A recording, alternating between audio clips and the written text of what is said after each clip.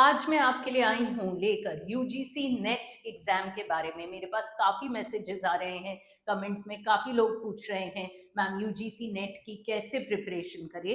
तो मैं आपके लिए लेके आई हूँ आज यूजीसी नेट के बारे में। अब ये एग्जाम दो बारी होता है साल में, जून में भी और दिसंबर में भी। अभी जून में ये आ रहा है 25 टू 29 जून के बीच में ये एग्जाम होगा।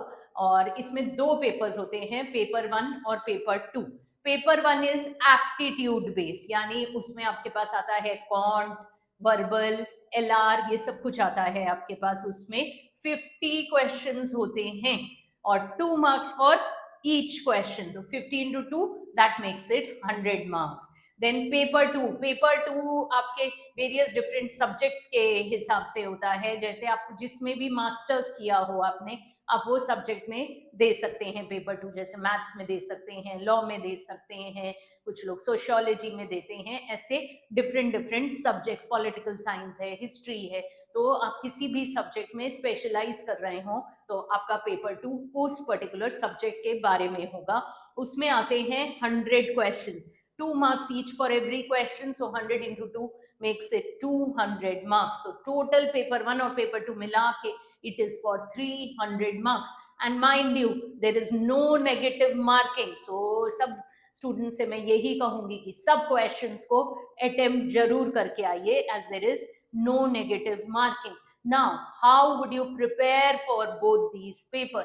Set your goals. आप अपने डेली गोल्स सेट करिए कि आपको क्या क्या करना है। और दोनों पेपर्स हैव इक्वल इंपॉर्टेंस। काफी लोगों को ये गलतफहमी होती है कि पेपर 1 नहीं प्रिपेयर करेंगे तो पेपर 2 देकर चलेगा, या पेपर 2 नहीं प्रिपेयर करेंगे तो पेपर 1 देके चलेगा। No, I am sorry, it's not like that. Paper 1 is aptitude test, उसके लिए भी आपको प्रिपरेशन करनी है। काफी लोग बोलते हैं हमें कॉन्ट नहीं आता, मैथ्स नहीं आता, वर्बल नहीं आता, बट आपको प्रिपरेशन करनी पड़ेगी। और पेपर 2 जो भी आपका स्पेशलाइजिंग सब्जेक्ट है उसके बारे में आपको पेपर प्रिपरेशन करनी पड़ेगी। यानी CBT based exam, computer based testing.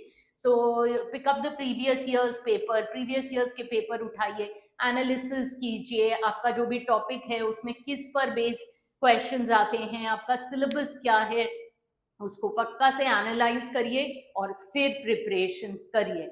And then identify your strength points, whatever are your strengths and whatever are your weaknesses. So do not only work on your strengths, start working on your weaknesses also. तो इस ढंग से आप paper इसकी practice शुरू कर सकते हैं। In case you want to know any more questions, you have more doubts in mind, please do DM us. Thank you.